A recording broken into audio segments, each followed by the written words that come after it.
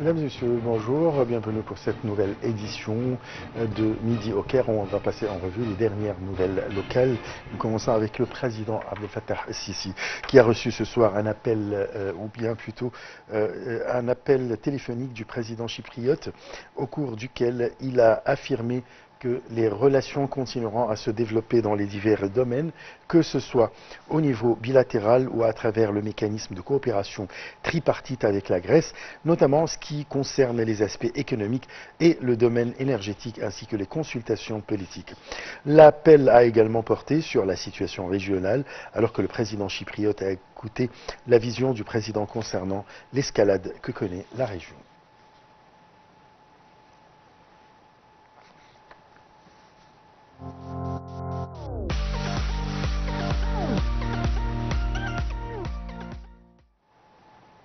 La République arabe d'Égypte a exprimé dans un communiqué émis par le ministère des Affaires étrangères et de l'immigration ce samedi sa plus ferme condamnation du bombardement israélien qui a frappé l'école Al-Tabin dans le quartier de Darraj à l'est de la ville de Gaza. Ce raid a entraîné la mort de plus de 100 Palestiniens et blessé des dizaines d'autres.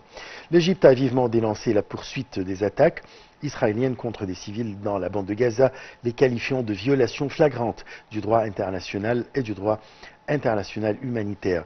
Elle a appelé la communauté internationale à adopter une position ferme et unifiée pour protéger le peuple palestinien dans la bande de Gaza.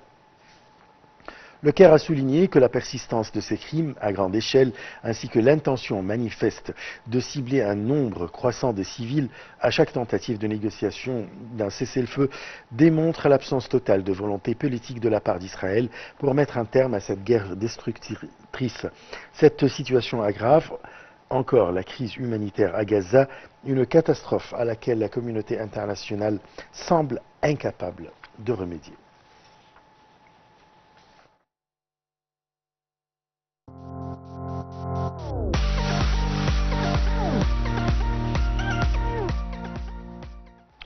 Le ministre des Affaires étrangères, de l'immigration et des Égyptiens de l'étranger, Badr Abdelhadi, a eu un entretien téléphonique avec le ministre burkinabé des Affaires étrangères, de la coopération régionale et des Burkinabés de l'extérieur de Bamako, Jean-Marie Traoré, sur la promotion des relations bilatérales. Le chef de la diplomatie a présenté ses vœux au ministre Traoré à l'occasion de la fête de l'indépendance du Burkina Faso, célébrée le 5 août, selon le porte-parole du ministère. Les voies de coopération en cours entre l'Égypte et le Burkina Faso, les moyens de les développer vers de plus larges horizons, de sorte à être en phase des priorités des deux pays, ont fait l'objet de discussions.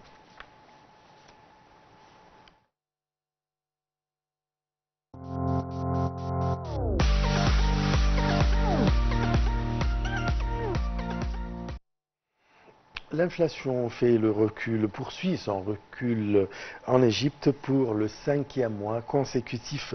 En juillet 2024, elle a atteint 25,2% contre 27,1% le mois précédent et 38,2% en juillet 2023 selon les données publiées jeudi par l'Agence centrale de la mobilisation des statistiques publiques. L'Agence centrale de la mobilisation et des statistiques publiques (ANPAS) a souligné que l'inflation poursuit sa diminution pour le 5e mois consécutif. Selon la même source, ce recul est dû à la baisse des prix par rapport au mois de juin 2024, notamment les prix des voyages touristiques organisés moins 11,6%, de viande et de la volaille, moins 5,7%, des céréales et du pain, moins 1,4%, des huiles alimentaires, moins 0,8% et du sucre, moins 2%. En revanche, certains prix ont augmenté, notamment ceux des légumes à 19,3%, des fruits 3,7%, des œufs et des produits laitiers 1,8%, des poissons 0,4%, du café, du thé et du cacao 0,4% et de l'eau minérale et des boissons gazeuses 2%. Enfin, le secteur de transport a enregistré une hausse de 1,1%. Ce rapport intervient alors que la Banque centrale prévoit la poursuite d'une baisse modérée de l'inflation en Égypte en 2024 qui deviendrait plus sensible au cours du premier semestre de 2025 et ce notamment grâce à la réduction de l'excès de liquidité, à la suppression du marché parallèle d'échange.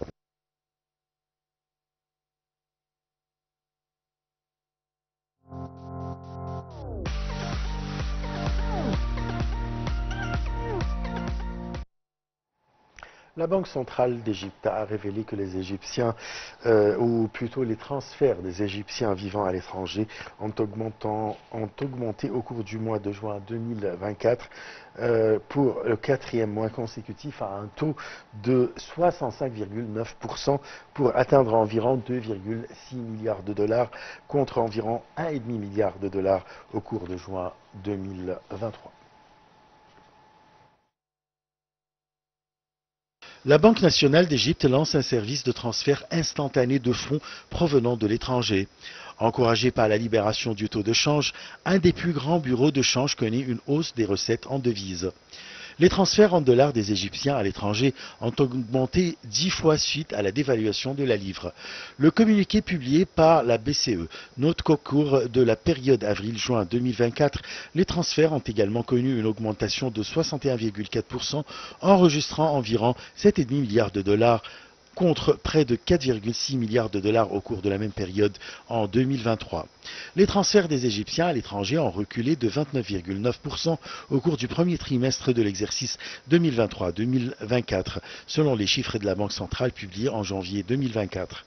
L'existence de deux taux de change du dollar en Égypte était l'un des principaux facteurs ayant poussé les expatriés égyptiens à diminuer le transfert de leurs billets verts vers leur pays via les banques.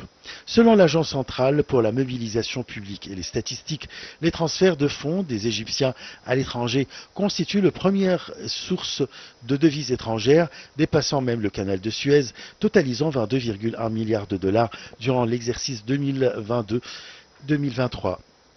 Ces transferts ont pourtant connu un recul significatif d'environ 31% par rapport à l'exercice 2021-2022. Il est à noter que les réformes économiques entreprises par l'Égypte le 6 mars 2024 ont contribué à booster les transferts.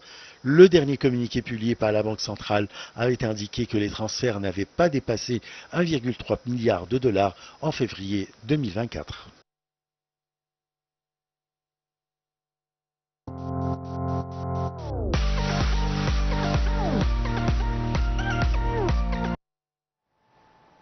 Le ténor Kerot El Ahly a été couronné champion d'Égypte pour le 44e fois de son histoire après une petite victoire 1-0 contre Smoura. Le but du milier Mohamed Magzi Afsha a mis les Rouges hors de portée avec 81 points devant leur plus proche rival Pyramids qui compte 73 points à 2 journées de la fin du championnat. Avec cette victoire, El Ahly poursuit sa série d'invincibilité en championnat, soit 20 matchs, battant son ancien record de 17 victoires consécutives lors de la saison 2004-2005. Ce titre de champion d'Égypte vient couronner une saison historique pour les Rouges qui ont remporté la Ligue d'Afrique, la Supercoupe d'Égypte, la Coupe d'Égypte, en plus d'une médaille de bronze à la Coupe du Monde des clubs.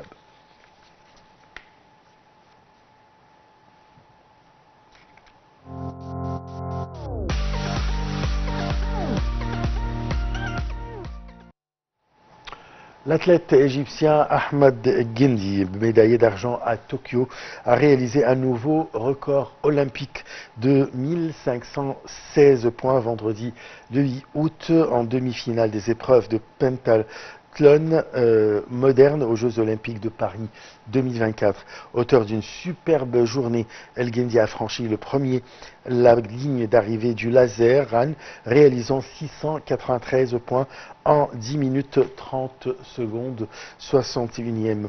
Le pentathlète moderne égyptien a collecté 311 points lors de l'épreuve de natation après avoir terminé à la 4e place de la demi-finale A en 200 mètres nage libre avec un temps de 1h59. Tandis que lors des épreuves d'escrime, il avait accumulé 245 points et 267 points à l'équitation, sa plus faible discipline. El Guendi, âgé de 24 ans, disputera les épreuves finales aujourd'hui à 18h30.